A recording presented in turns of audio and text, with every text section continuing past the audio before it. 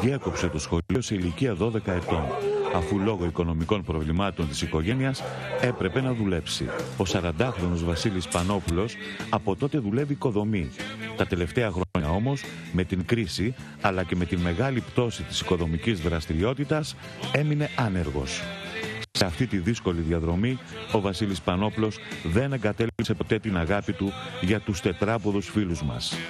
Διαβάζοντας ένα άρθρο σε μια εφημερίδα, ανακαλύπτει την ράτσα σκύλων Ακίτα και φέρνει το πρώτο κουτάβι από την Αμερική. Ένας νέος κύκλος στη ζωή του ανοίγει.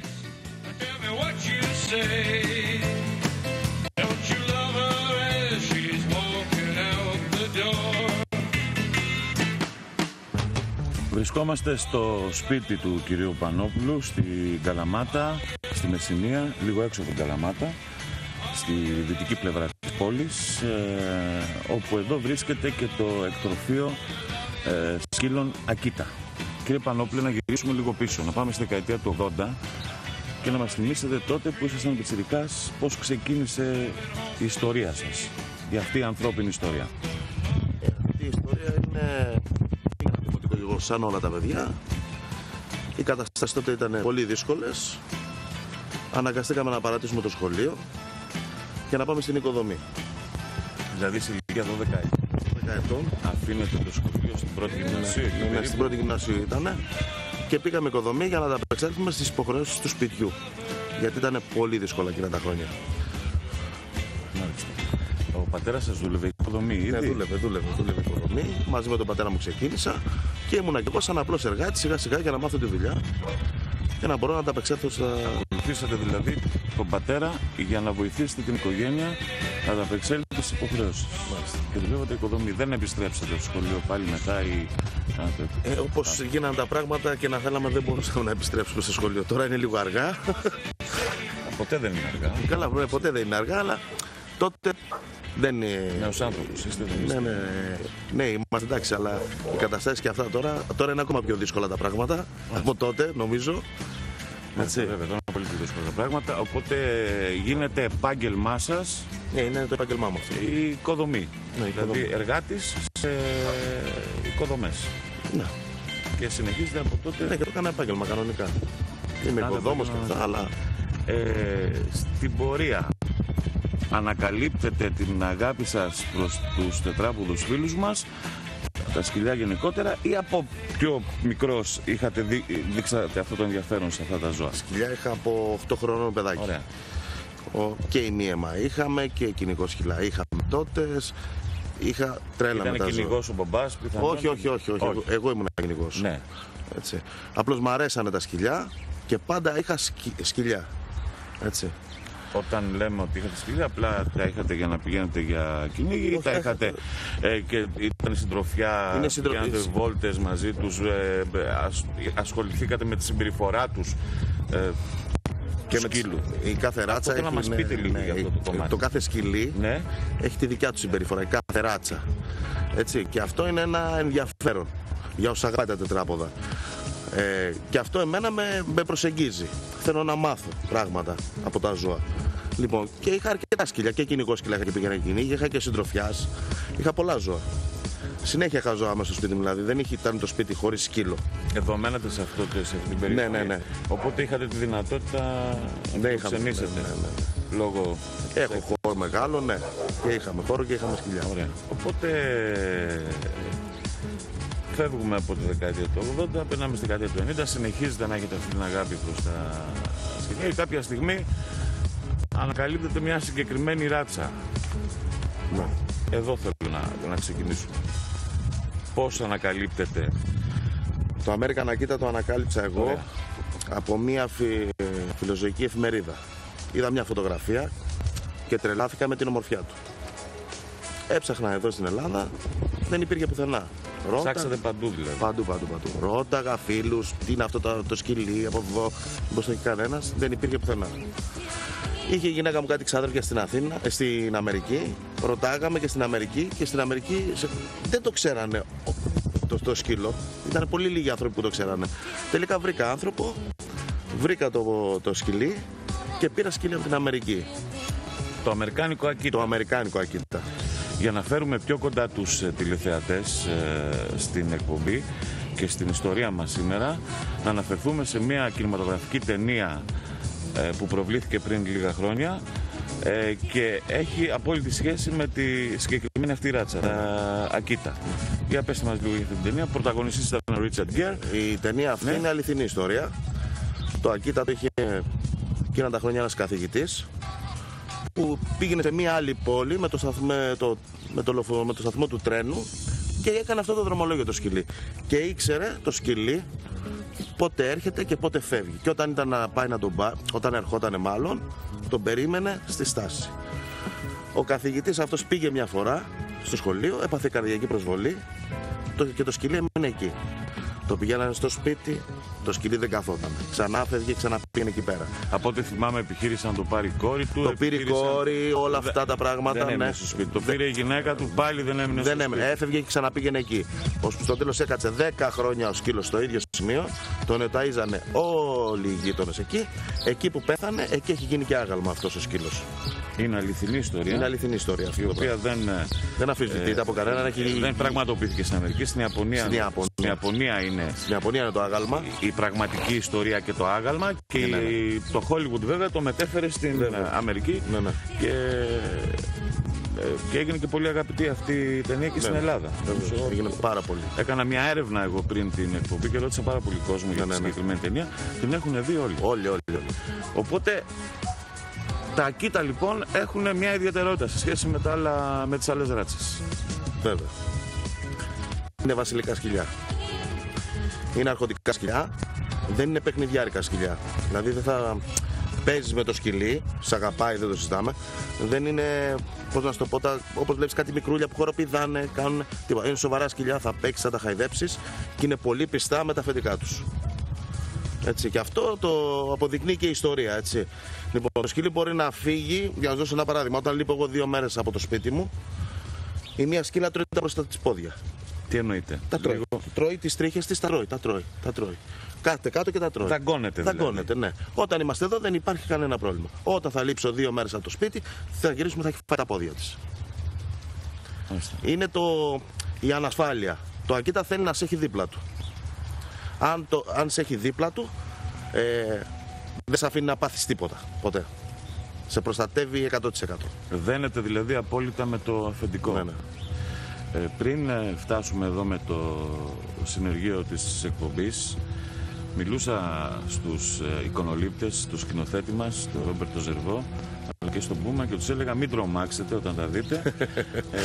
Δεν είναι σκυλιά τα οποία μπορούν να προκαλέσουν φόβο ή οτιδήποτε. Όταν φτάσαμε εδώ λοιπόν, διαπιστώσαν όλοι ότι πραγματικά ήρθαν πάνω μας, ένα μάλιστα με αγκάλιασε, θα δούμε και εικόνες αργότερα από αυτές που έχουμε ήδη καταγράψει. Είναι πολύ φιλικά λοιπόν προς τον άνθρωπο. Παρόλο την εμφάνιση αυτή που είναι λίγο τρομακτική. Ναι, είναι λίγο γιατί είναι μεγάλα τα σκυλιά. Είναι φιλικά προς τον άνθρωπο. Είναι φιλικά γιατί είναι πώς τα μεγαλώνει και ο κάθε ιδιοκτήτης τα σκυλιά. Αν δεν το μεγαλώσει σωστά ένα τέτοιο σκυλί, μπορεί να είναι και άγριο. Πρέπει να ακολουθείς κάποιους κανόνες για να είναι το σκυλί φιλικότατο και να σε προστατεύει κιόλας συνάμα. Δεν πρέπει να είναι ένα σκυλί άγριο. Το σκυλί, αν ήταν άγριο, δεν μπορείς να το χαρείς, δεν θα το ευχαριστηθείς ούτε εσύ, ούτε το σκυλί θα ευχαριστηθεί εσένα. Ενώ αν είναι ήρεμο, είσαι ήρεμος και εσύ. Είναι ήρεμο και το σκυλί και όλα βιώνουν όμορφα.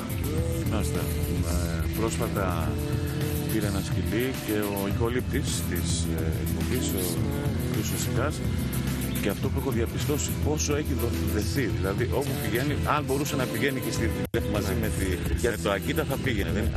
Μου κάνει εντύπωση. Γιατί δένονται οι άνθρωποι και το σκυλί. Και η μενιδάτσα δένεται με το. Άμα ρωτήσετε τον κύριο Σικά, μερικές φορές τον αφήνει στο σπίτι.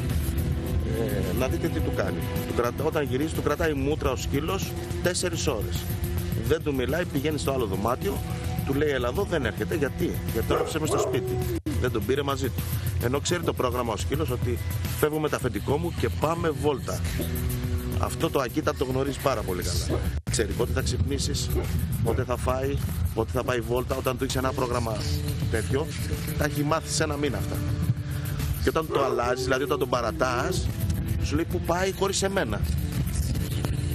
Και μετά σου κρατάει μούτρα. Το αισθάνεσαι, το εισπράττεις. Το εισπράττεις γιατί του μιλάς στο σκύλο σου και φεύγει, πάει, δεν σου μιλάει. Το σκύλο φεύγει από μακριά σου. Έτσι. Δηλαδή το βλέπεις αυτό από το ζώο σου.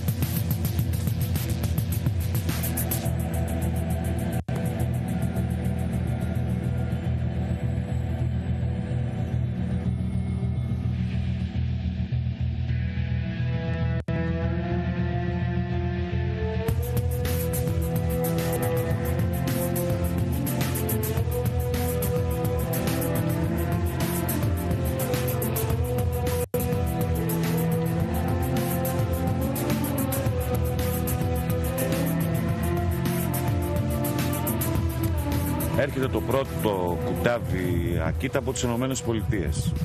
Ναι.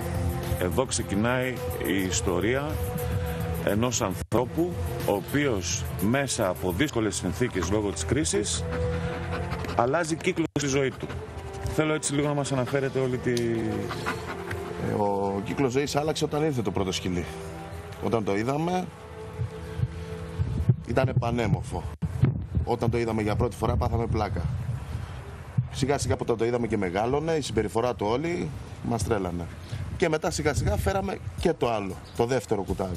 Και σιγά σιγά έτσι ξεκίνησε η εκτροφή μου. Λοιπόν, Εκτροφείο. Εκτροφείο. Έτσι σιγά σιγά ξεκίνησα και έκανα εκτροφείο. Έτσι. Γιατί αυτή η ράτσα είναι αρχοντική, είναι έπαθα πλάκα. Αναγκαστήκατε λόγω της κρίσης, υπήρχαν δουλειές στην οικοδομή την περίοδο που ξεκινήσατε όλη αυτή τη διαδικασία? Την περίοδο που ξεκινήσαμε υπήρχε. Αυτή τη στιγμή η οικοδομή δεν υπάρχει. Τουλάχιστον εδώ στη Μεσσηνία. Τώρα για να κάνουμε μεροκάματο, κάνουμε 3 μεροκάματα το χρόνο, άντε 4. Δεν υπάρχει η οικοδομή στη Μεσσηνία. Οπότε το είδατε σαν μια διέξοδο μέσα από όλη αυτή την κατάσταση που έχει δημιουργηθεί στη χώρα και δημιουργήσατε το εκτροφείο, το οποίο θα το δούμε αργότερα βέβαια, με τη συγκεκριμένη ράτσα. Ναι. Μάλιστα. Είστε ικανοποιημένος από όλη αυτή τη διαδικασία που ακολουθείτε στη ζωή σας? Βεβαίως. Για πέστε μου. Γιατί αν δεν το αγαπάς αυτό το πράγμα, δεν μπορείς να τα καταφέρεις. Αν τα αγαπάς, μπορείς να τα καταφέρεις. Είναι ένα σημαντικό κομμάτι με τα ζώα. Χωρίς αγάπη δεν γίνεται τίποτα. Οπότε εδώ έχουμε μια ιστορία ανθρώπου ο οποίος, όπως είπαμε πριν, φεύγει από το σχολείο, εγκαταλείπει το σχολείο σε μια ηλικία πολύ μικρή και τρυφερή, 12-13 ετών, δουλεύει 7 χρόνια σε οικοδομή, τελειώνει αυτό το επάγγελμα λόγω της κρίσης και κάνει την αγάπη του πραγματικότητα, δημιουργώντας ένα από τα ίσως πιο σημαντικά εκτροφεία της χώρας. Όχι από τα πιο σημαντικά, είναι σημαντικό εκτροφείο. Αυτή η δουλειά που έχω κάνει μέχρι στιγμής, πιστεύω ότι είναι ένα σημαντικό εκτροφείο μέσα στην Ελλάδα. Μάλιστα. Έκανα και την ερώτηση πριν, off camera. Έχετε πόσα ακίτα στο εκτροφείο? 17. Σας αντιμετωπίζουν όλα σαν αφεντικό, δηλαδή... Δεν υπάρχει αφεντικό εδώ πέρα, είμαστε φίλοι. Ναι, μεν είμαι αφεντικό εγώ, αλλά με τα ζώα μας είμαστε φίλοι. Ούτε αυτά είναι αφεντικά, ούτε εγώ είμαστε αφεντικό. Είμαστε φίλοι. Τρώμε, παίζουμε, μας φυλάνε, μας προστατεύουν και είμαστε αγαπημένοι. Και πάμε τώρα σε ένα άλλο κομμάτι, που είναι πάρα πολύ σημαντικό.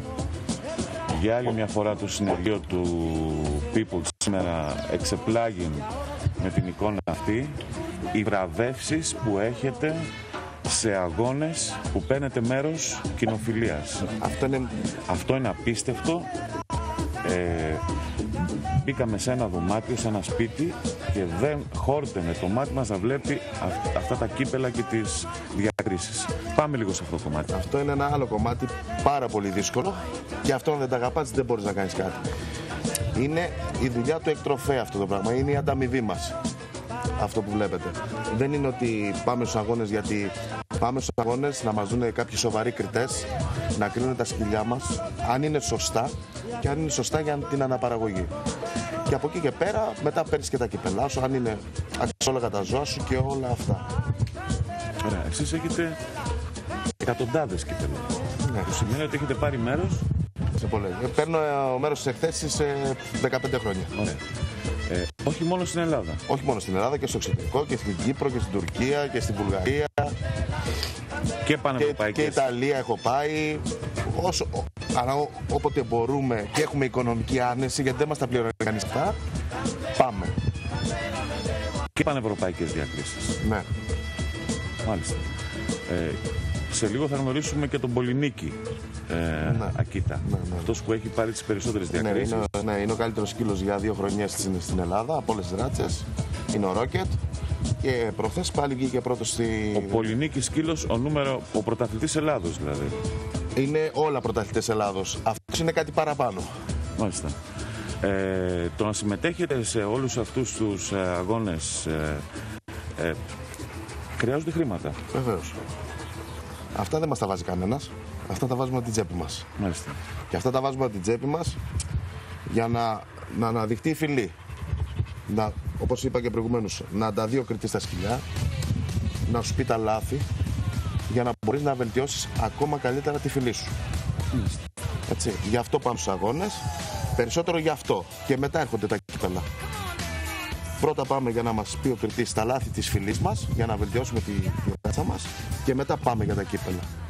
Λοιπόν, ίσως οι τηλεθεατές έχουν εκπλαγεί στο σημείο που βρίσκομαι με τον κύριο Βασίλη Πανόπουλο, όπου είναι ένα άγαλμα Ακίτα. Ναι. Εκτός λοιπόν από τη δραστηριότητά σας αυτή σε ό,τι φορά τα Ακίτα, έχετε και ένα άλλο χόμπι. Στην γλυπτική. Τη γλυπτική. Να πούμε ότι εσείς το έχετε φιλοτεχνήσει αυτό το άγαλμα, όπως και κάποια άλλα. Είναι το δεύτερο χόμπι σας αυτό. Είναι το δεύτερο χόμπι μου, αλλά αυτό το παρατήσαμε. Για ποιο λόγο? Γιατί δεν προχωράει. Δεν προχωράει. Δεν προχωράει καθόλου. Αυτό το αποκτήσατε βέβαια μέσα από Μέσα από την οικονομία αυτό βγήκε. Μ' άρεσε πάρα πολύ. Είχα δει κάτι παιδιά που σκαλίζανε. Με βοηθήσανε για αυτοί. Μου δείξανε 5 πράγματα. Έχω κάνει 3 εκθέσεις γλυπτικής. Έχετε κάνει 3 εκθέσεις γλυπτικής? Ναι. Έχω κάνει 3 εκθέσεις γλυπτικής. Αυτό δεν το ήξερα. Ναι. Έχω κάνει 3 εκθέσεις γλυπτικής. Αλλά δεν προχώρησε. Δεν προχωράει καθόλου αυτό το πράγμα. Και έτσι αυτό το έχω σχεδόν παρατήσει. Αν θέλει κάποιος φίλος να το φτιάξω κάτι, το φτιάχνω. Δεν το έχω όμως καθόλου τίποτα. Ωραία, οπότε μπαίνοντας λοιπόν στην είσοδο του σπιτιού σας, κάποιος βλέπει αυτό το Ακίτα εδώ το γλυπτό και μπορεί να σκεφτεί άνετα ότι είστε ο Μίστερ Ακίτα. Κάπως έτσι. Είστε ο Μίστερ Ακίτα.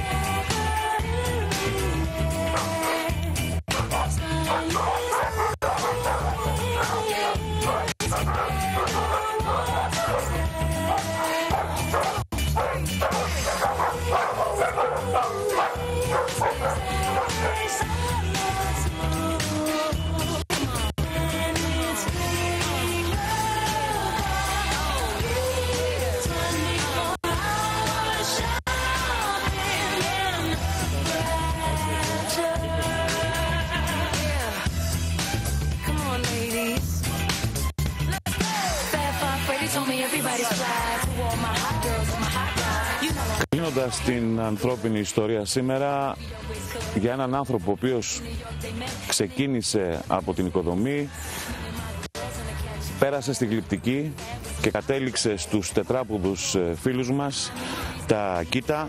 Θα παρουσιάσουμε, δεν θα μπορούσαμε να μην παρουσιάσουμε δηλαδή, τον πολυνίκη σκύλο Ακίτα σε μεγάλους διαγωνισμούς στην Ευρώπη και στην Ελλάδα. Ναι, είναι ένα πολύ καλό ζώο, μας έχει κάνει περήφανος. Είναι 2 χρονιές ο καλύτερος σκύλος στην Ελλάδα από όλες τις ράτσες. Είναι τσάμπιον Κύπρου, Τουρκίας, Βουλγαρίας και Ελλάδος.